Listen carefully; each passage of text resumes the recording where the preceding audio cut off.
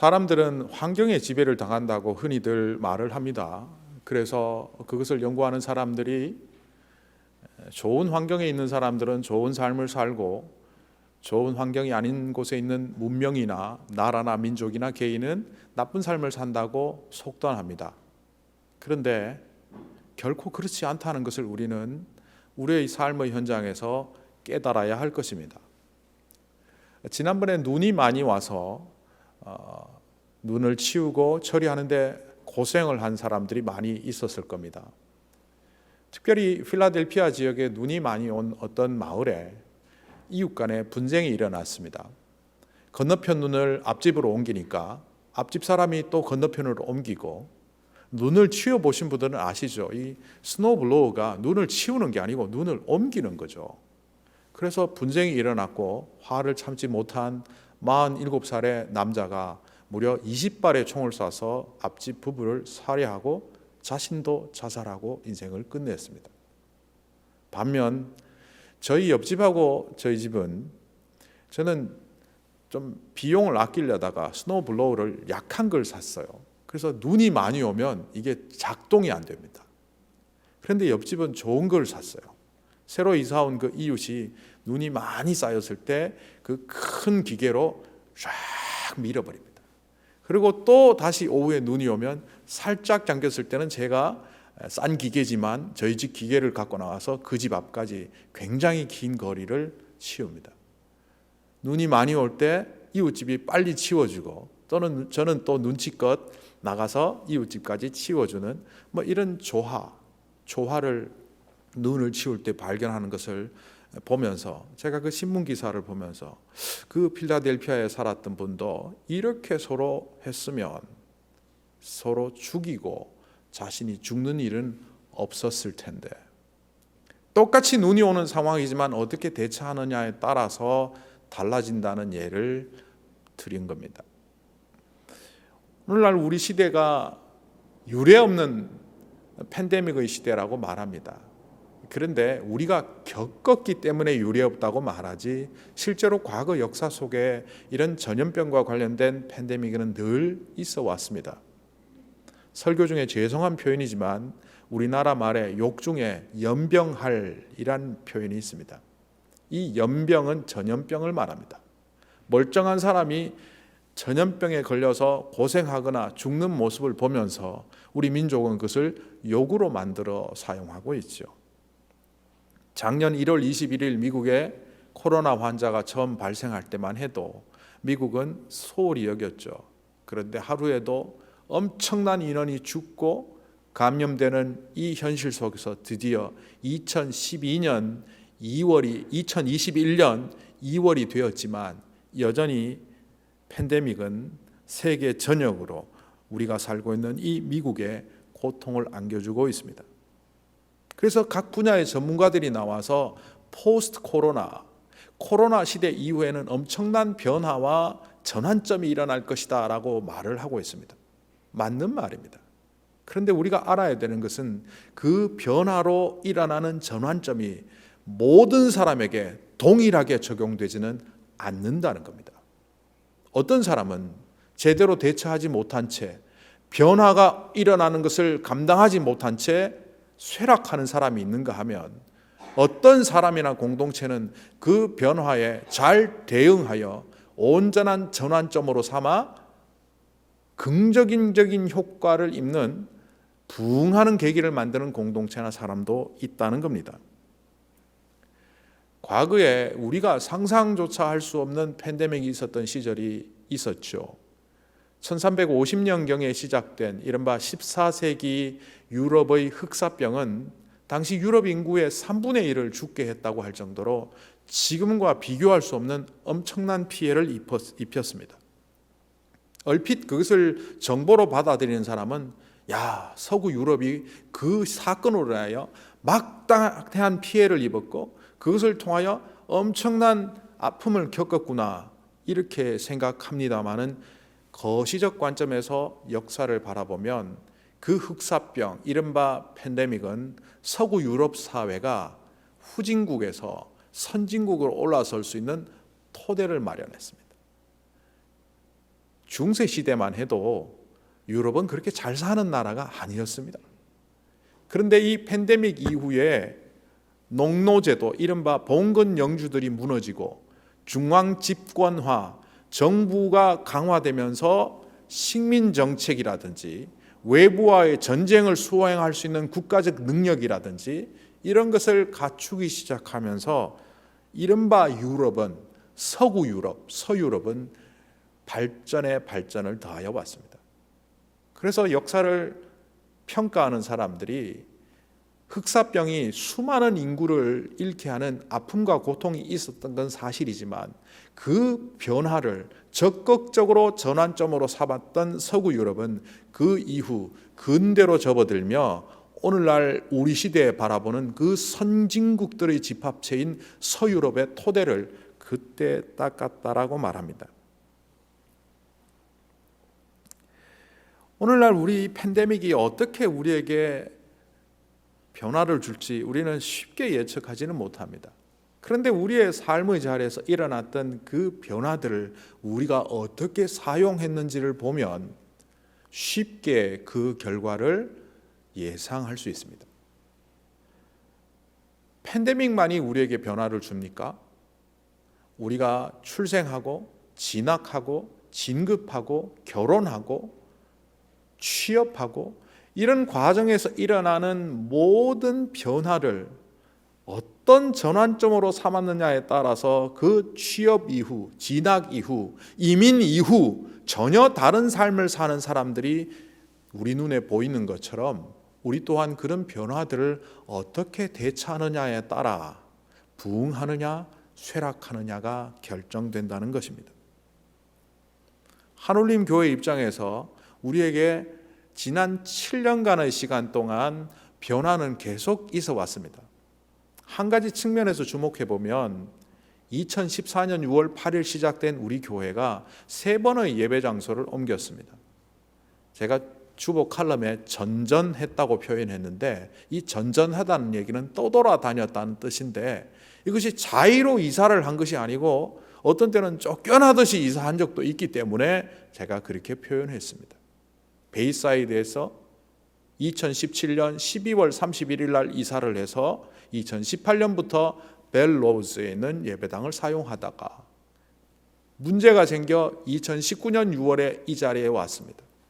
그리고 시간이 흘러 이제는 새 예배당 건축한 현장, 우리 그 완공되는 자리에 곧 가게 될 겁니다. 자리를 옮긴다는 것은 변화입니다. 그 변화에 우리가 어떻게 대처하고 또 그 어떤 이사보다 앞으로 우리 예배당, 자체 예배당에 가서 신앙생활 하게 되는 것은 큰 변화인데 이 큰 변화를 우리가 어떻게 전환점으로 만들어 가느냐, 이것은 아주 중요합니다. 오늘 이 사도행전 교회 안에서 엄청난 변화가 있다는 것을 말씀 속에서 감지하며 그 변화를 적극적으로 긍정적으로 바꾸었던 이 교회의 모습을 보면서 우리 또한 변화 속에서 팬데믹의 전환점에서 또한 예배당을 이전하는 그 전환점에서 바르고 올바른 선택을 하기 위하여 말씀을 상고해 보려고 합니다. 오늘 12장 24절 첫 절에 이렇게 시작합니다. 하나님의 말씀이 점점 더 널리 퍼지고 믿는 사람들이 많아졌다. 자, 말씀이 퍼지면서 믿는 사람들이 많아졌다라는 것은 긍정적인 변화입니다. 교회가 복음을 전하고 믿는 사람들이 교회에 늘어난다는 것은 굉장히 긍정적인 변화지만 여기에 염려되는 현상 하나가 보여지고 있는데 그것이 혹시 발견되어지십니까? 오늘 이 교회가 단순히 양적으로 늘어나고 복음이 잘 전해진다는 그 측면보다 더 중요한 변화가 그 안에 목격되는데 오늘 이 말씀에 이렇게 표현되는 구절로부터 그 실마리를 발견할 수 있습니다. 바나바와 바울은 그들의 사명을 마치고 마가라고도 하는 요한을 데리고 예루살렘에서 돌아왔다. 돌아왔다란 말은 지금 이 스토리 전개의 중심지가 예루살렘이 아니라 안디옥이라는 것을 보여주고 있습니다.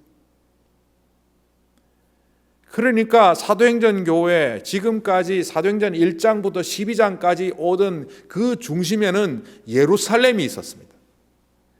모든 교회의 어머니 교회라고 할 수 있는 예루살렘 교회가 모든 것을 주도했고, 그 속에 있던 사도 야고보와 베드로를 비롯한 그 사도들과 성도들이 그 교회를 부흥시키고 있었습니다. 그런데 24절에서 말하는 하나님의 말씀이 점점 더 널리 퍼지고 믿는 사람이 많아졌다는 이 말은 안디옥 교회를 중심으로 말하는 것이지, 예루살렘 교회는 쇠락의 길을 걷고 있다는 것을 말합니다. 다르게 표현하면 예루살렘 주도의 교회가 이제 안디옥 중심의 교회로 되고 있습니다. 그럴 수밖에 없지 않나, 이렇게 간단히 볼 수도 있지만 조금 더 면면히 살펴보면 이러합니다. 예수님으로부터 훈련받았던 12사도를 중심으로 이루어진 교회가 예루살렘 교회이고, 유대인의 심리적인 수도, 심리적인 중심이라고 할 수 있는 그 예루살렘을 중심으로 교회가 형성될 때는 안정감이 있었는데, 반면 이 안디옥은 속된 말로 어중이 떠중이 아니냐. 우리말에 어중이 떠중이는 떨고 있는 중, 얼어 죽는 중, 그 말에서 왔다고 합니다. 고려시대 때 중이 너무 많으니까 중들 중에 떠돌아다니다 얼어 죽는 중도 있고, 벌벌 떨고 있는 중도 있고, 그 말에서 왔다고 하는데, 제가 어중이 떠중이라고 표현한 것은 그 교회를 볼 때 이방인들로 구성되어 있고, 출신지도 다양하고, 서로 어느 곳에서 어떻게 형성된 사람일도 모르는 사람들이 모여서 교회를 만든 것, 예루살렘 교회의 정통성으로 볼 때 이것은 정말 기초도 약하고 근거도 약하고 출신 성분도 그다지 좋지 않은 사람들이 구성된 이 교회가 과연 어머니 교회 교실을 할 수 있을까라는 의구심이 든다는 겁니다. 그런데 교회는 바람직하게 흘러가고 있습니다. 예루살렘 교회는 순수히 그들 중에 가장 뛰어난 지도자인 바나바를 파송했고, 또 예루살렘 교회에서 적통자로 여겨지는 젊은 청년 마가 요한이 바나바와 사울과 함께 그 안디옥 교회로 가고 있다는 것이 오늘 말씀에 나옵니다. 이 마가 요한이라고 하는 사람은 마가복음을 기록한 기록자일 뿐만 아니라 그 사도행전 120명의 성도들이 성령 강림 사건을 경험했던 그 장소를 제공했던 마가의 다락방이 아니고 사실은 마가 어머니의 다락방이라고 표현하는 것이 맞는데, 어쨌든 마가의 집에서 그 사건이 일어난 만큼 이 마가라는 사람은 예루살렘 교회의 적통자라고 말할 수 있습니다. 그런데 그가 예루살렘 교회에 계속 있는 것이 아니라 안디옥 교회로 가서 훈련받고 앞으로 장차 지도자로 세워지기 위하여 준비되고 있는 모습을 볼 수 있습니다.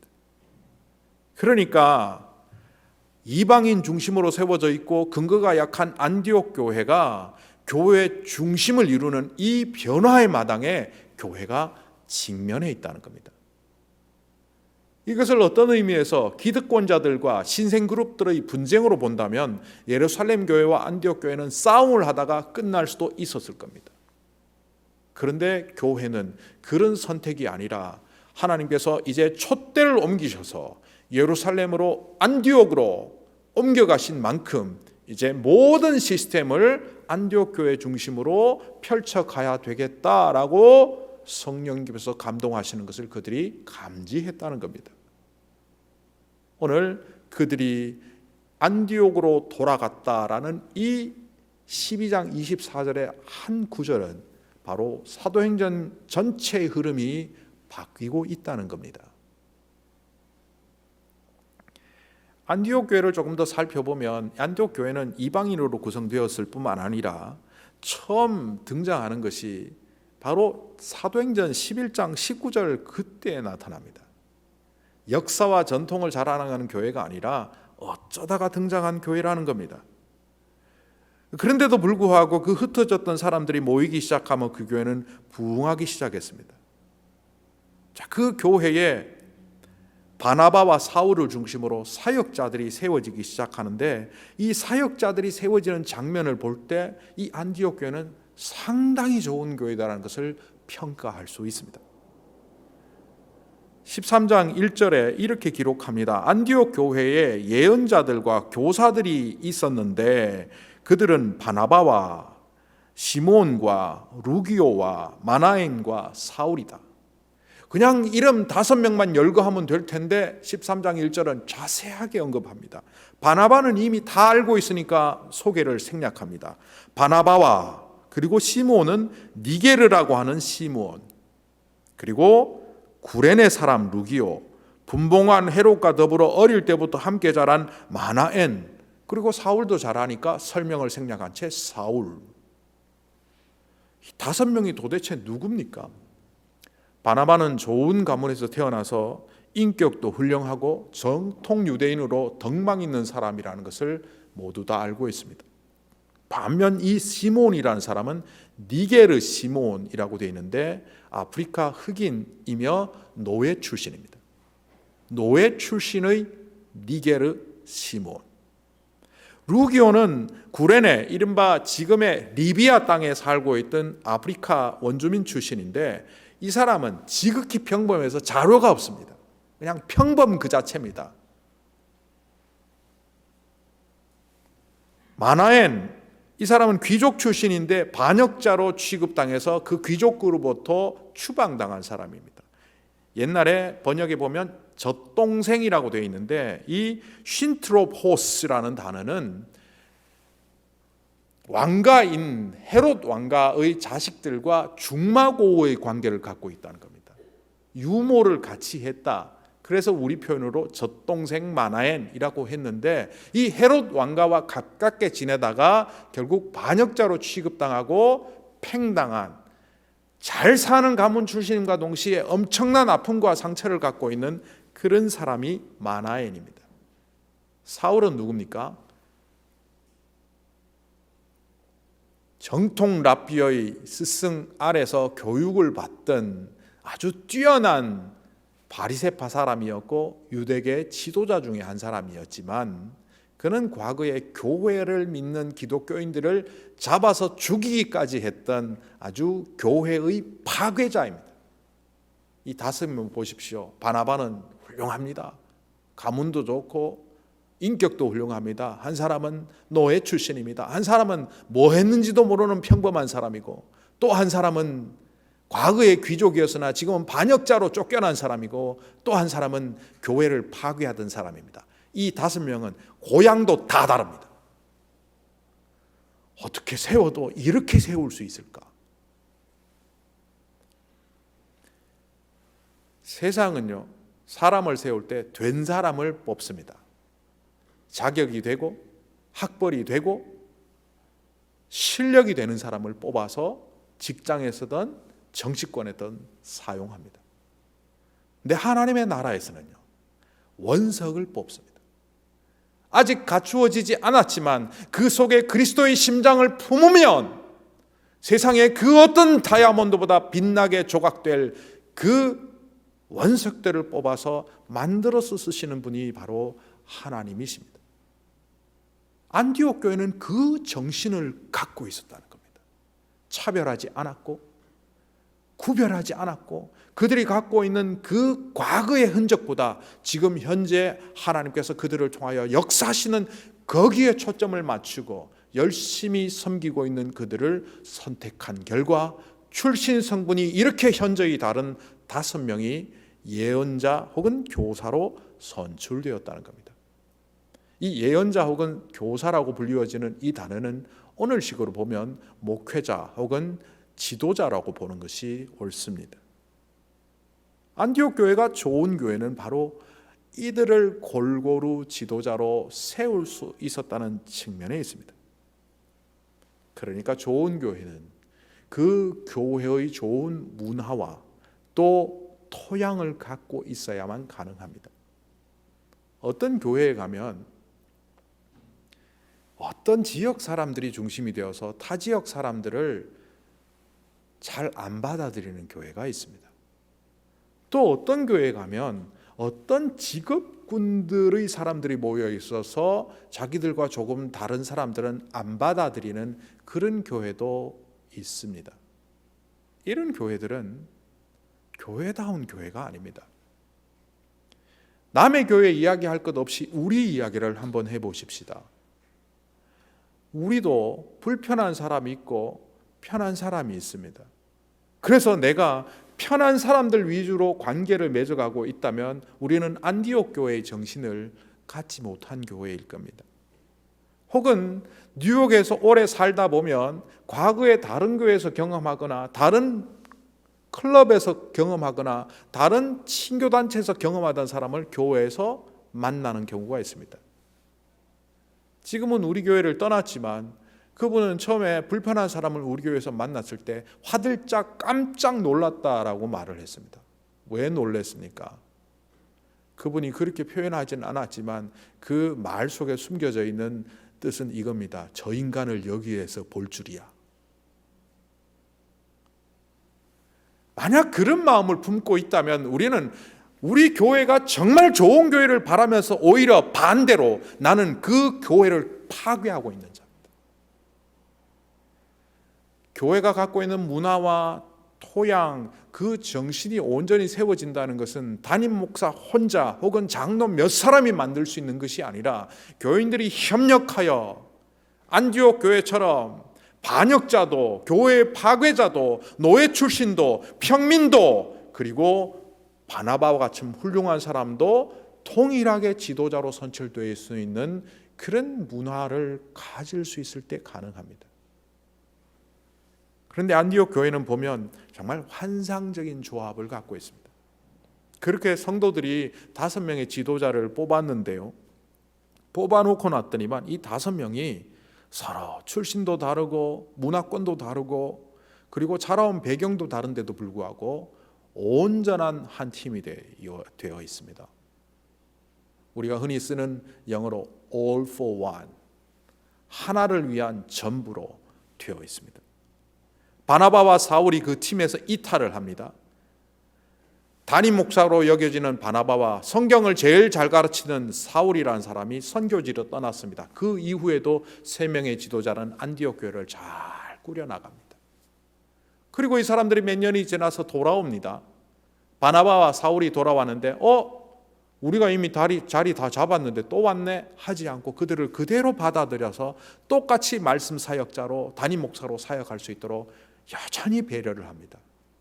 그리고 다시 그들이 떠나갈 때 축복하며 파송하는 이 5명의 지도자의 호흡은 가히 환상적입니다. 그러니까 그들은 뽑힌 이후 교인들이 만들어 놓은 좋은 문화와 토양을 그 지도자들이 훨씬 더 강화시켰다는 겁니다. 자식들 교육하려고 애쓰지 마라. 부부 너희들 잘 살면 된다. 어떤 교육학자가 칼럼에다가 이렇게 써놓은 걸 보고 제가 공감한 적이 있습니다. 부모들은 자식 교육 잘하려고 무지무지 애쓰는데 애쓸 필요 없다. 부부 너희들 사랑하고 서로 아껴주고 배려하며 정말 좋은 관계를 만들어가면 그 속에서 자식들은 잘 자랄 수밖에 없다. 교인들을 훈련하고 양육하는 것도 중요하지만 문화를 만들어가고 풍토를 만드는 것도 중요하지만 이 5명의 지도자가 온전한 하나가 될 때 이 교회는 하나가 될 수 있었습니다. 결국 이 좋은 풍토 속에서 좋은 지도자들이 자라나죠. 이게 소문이 났나 봅니다. 그러니까 예루살렘에 있던 마가라는 청년이 바나바와 바울과 함께 안디옥으로 오게 됩니다. 이 마가라는 사람은요, 사실은 철없는 사람입니다. 어릴 때부터 좋은 가문에서 자라긴 했지만 책임감도 조금 떨어지고, 마가복음에 보면 이상한 구절이 하나 나오거든요. 겟세마네 동산에서 예수님이 잡히시던 그때에 베드로는 칼을 꺼내서 그 제사장의 종이었던 말고의 귀를 자르고 난리가 일어나는 그 상황 속에 다른 복음서에서 나오지 않는 마가복음에만 기록되는 한 청년이 나옵니다. 이름도 없는 한 청년이 군인이 잡으니까 옷을 벗어버리고 벌거벗은 채 도망갔더라. 이 사람이 누구겠습니까? 마가복음에만 등장하는 이 원픽 스토리는 마가 자신을 말합니다. 결정적인 순간에 옷을 벗어버리고 벌거벗은 채로라도 도망갔던 자입니다. 그리고 그가 안디옥 교회에서 훈련을 받고 여러모로 괜찮다고 해서 바나바와 바울의 선교여행에 동참하게 되는데 밤빌리아 지역의 버가라는 도시에서 그는 도망가 버립니다. 자기의 집인 예루살렘으로 가버립니다.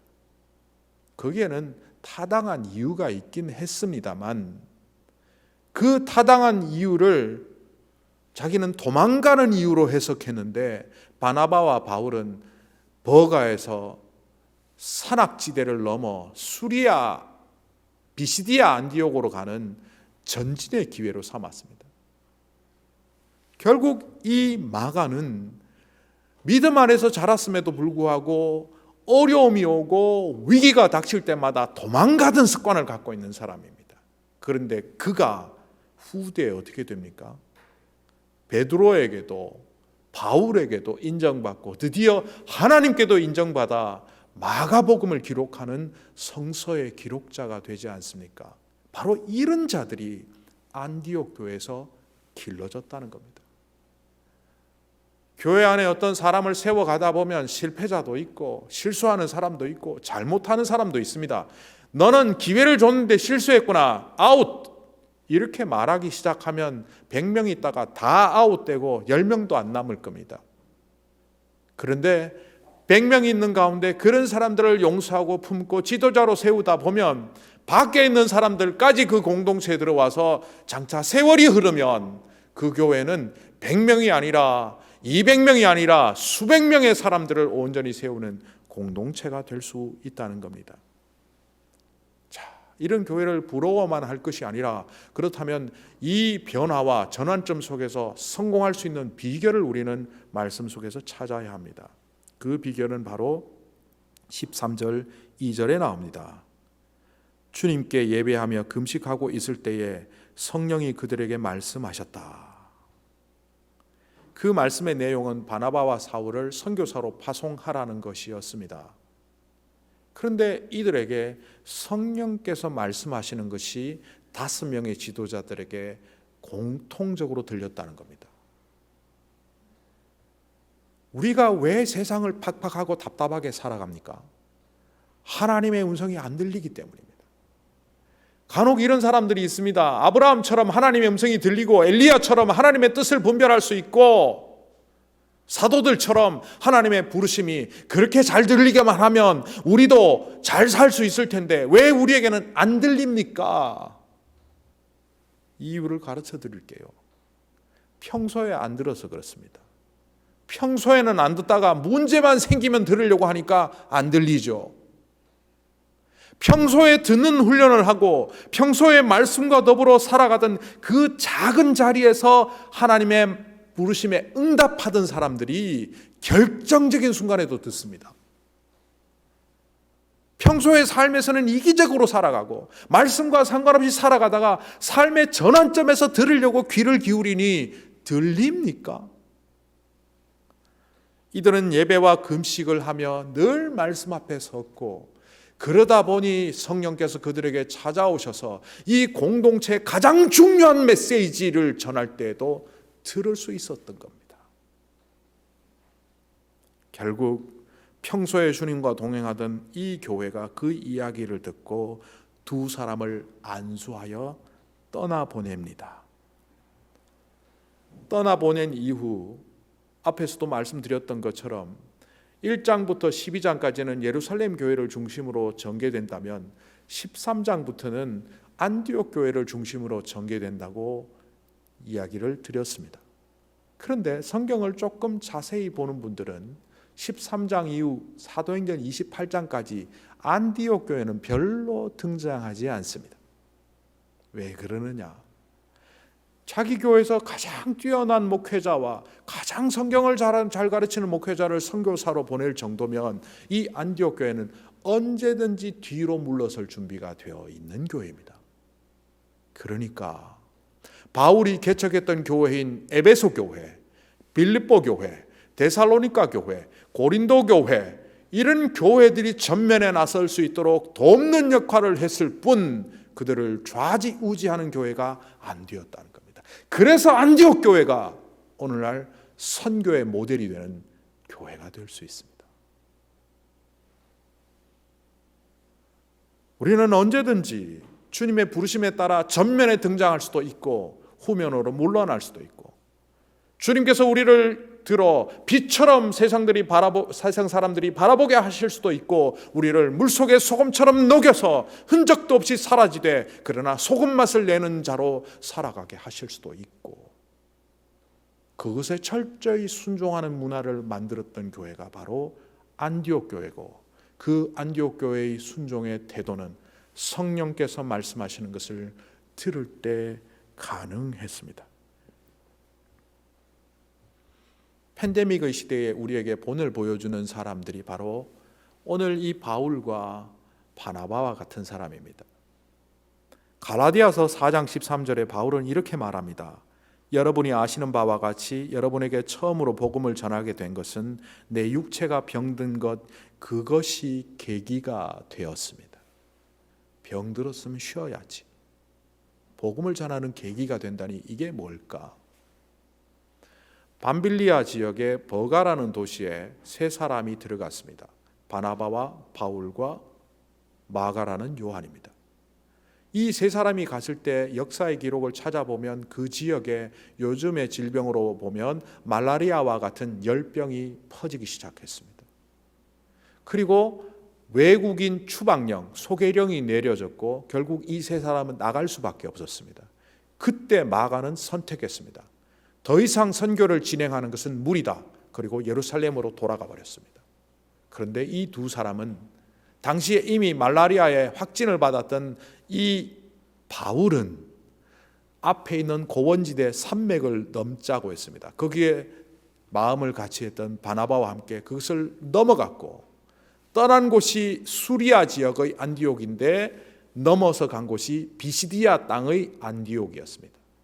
비시디아 안디옥을 중심으로 루스드라, 이고니온, 더베 지역을 선교하기 시작했고, 이 지역을 이른바 갈라디아 지방이라고 합니다.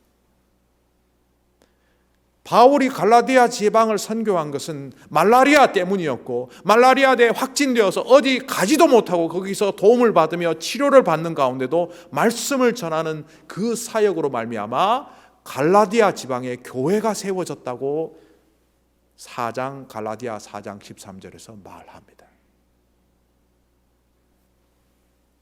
말라리아가 퍼져나갈 때, 외국인이 나가라고 추방령이 선포될 때 마가는 버가에서 나는 집으로 돌아가야 되겠다고 자기 판단을 했습니다.